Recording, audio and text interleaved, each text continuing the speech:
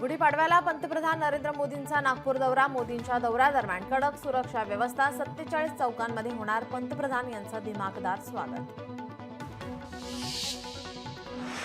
शासकीय कर्मचाऱ्यांना गुढीपाडवा गिफ्ट. केंद्र सरकारकडून महागाई भत्त्यात वाढ. महागाई भत्ता 53 वरून 55%. शेतकऱ्यांचा गुढीपाडवा जोरात. आजपासून नमो शेतकरी योजनेचा निधी येणार. आजपासून 2000 रुपये खात्यात जमा होणार.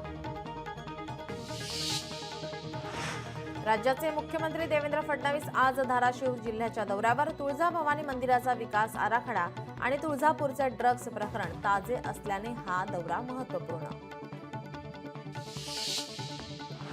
नांदेडच्या कृषी विभागात 6 कोटींचा घोटाळा. 11 कृषी पर्यवेक्षकांसह 3 कृषी केंद्र चालकांवर फसवणुकीचा गुन्हा दाखल. ठिबक सिंचन वाटपात घोटाळा झाल्याचं निष्पन्न.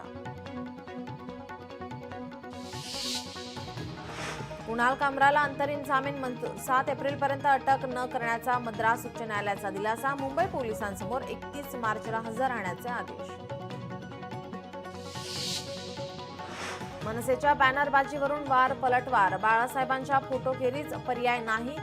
खोचक टोला. काल उद्धव ठाकरे यांनी लगावला होता. उद्धव ठाकरेंची दुटप्पी भूमिका. बाळासाहेबांच्या नावाने महापौर बंगला बळकावला.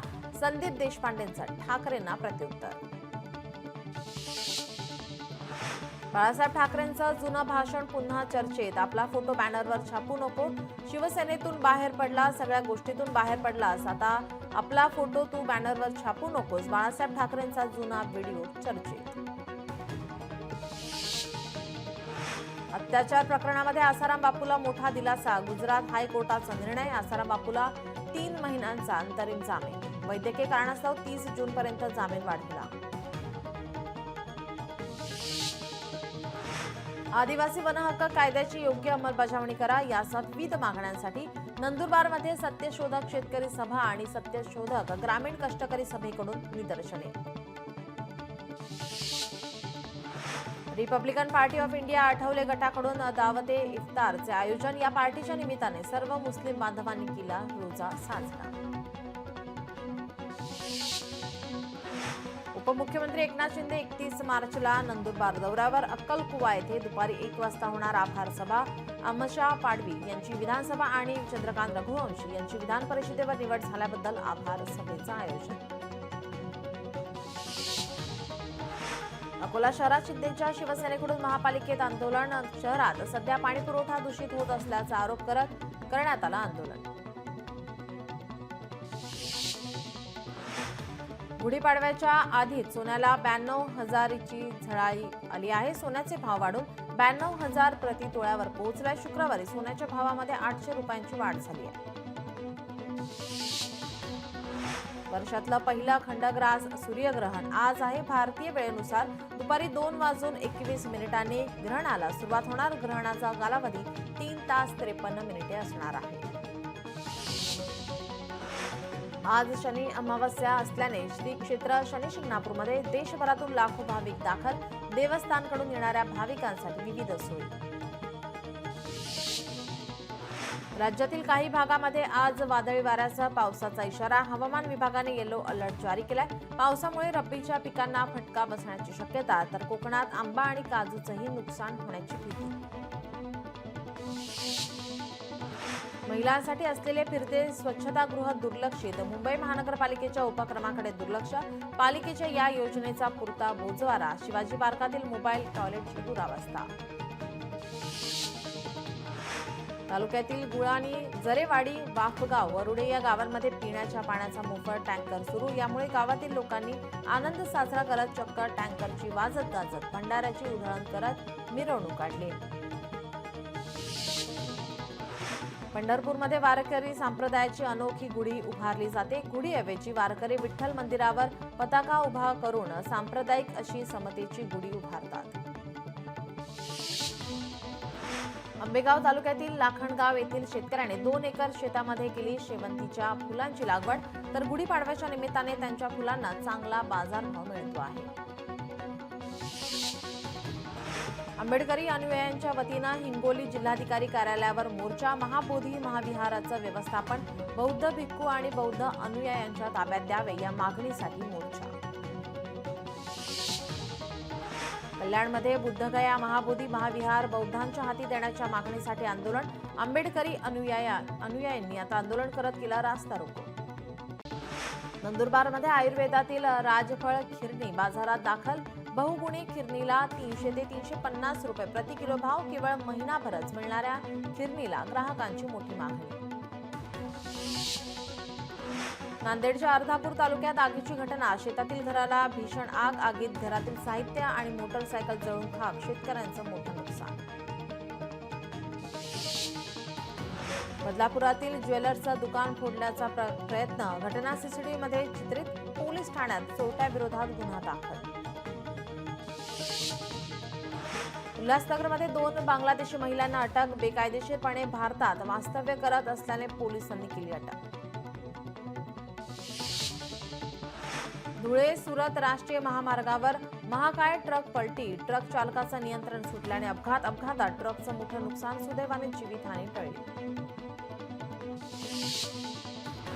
उल्हासनगरमध्ये आक्षेपार्ह स्टेटस ठेवल्याने 22 वर्षीय तरुणाला अटक.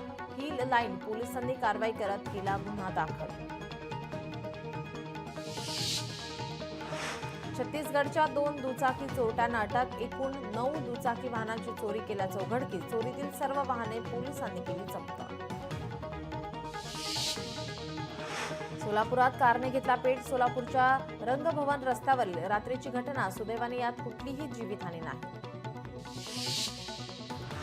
अकोल्यातील बस आगारात कचऱ्याच्या ढिगाऱ्याला आग. अग्निशमन दलाने वेळेवर नियंत्रण मिळवलं. सुदैवाने यात कुठलीही जीवितहानी नाही. अकोल्यात अल्पभूधारक युवा शेतकऱ्याने कर्जाला कंटाळून केली आत्महत्या. योगेश हरणे असं युवा शेतकऱ्याचं नाव. या घटनेने परिसरात शोककळा पसरली.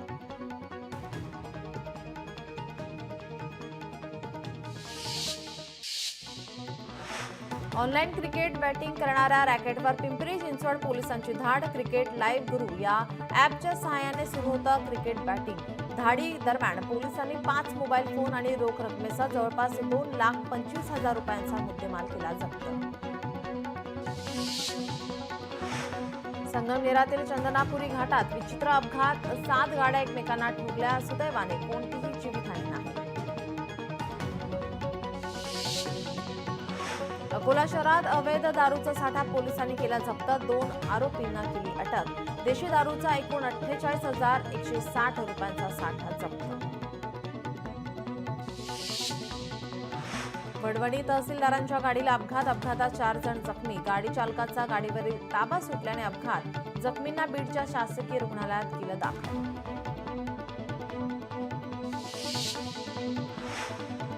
आफ्रिकेच्या समुद्रात समुद्री चाच्यांनी केला एका जहाजावरती हल्ला. अपहरण केलेल्या 10 खलाशांमध्ये 7 भारतीय आणि 3 रोमानियन आहेत. यामध्ये रत्नागिरीतील 2 तरुणांचा समावेश.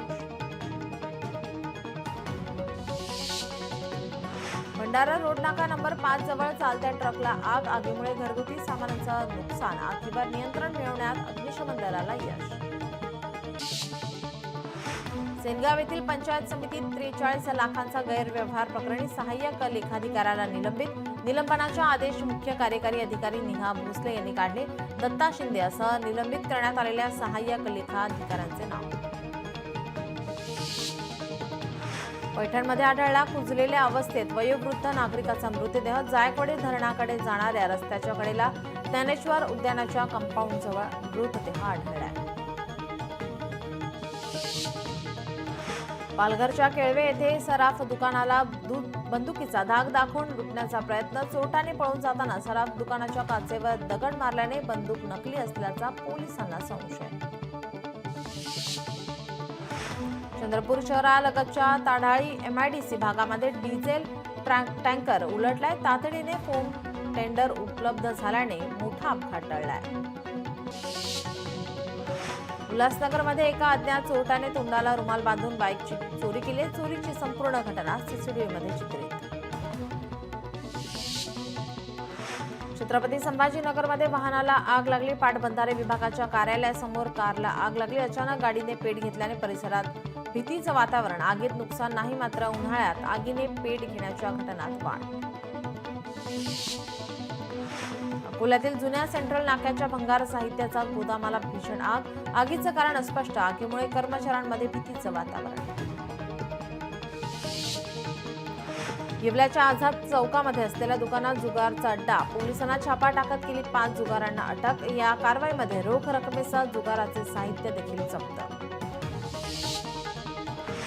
विक्रीसाठी आणलेली 3 गावठी पिस्तुले जप्त. तिघांना स्थानिक गुन्हे अन्वेषण शाखेने केली अटक. कोल्हापुरातल्या दसरा चौकात करण्यात आली कारवाई.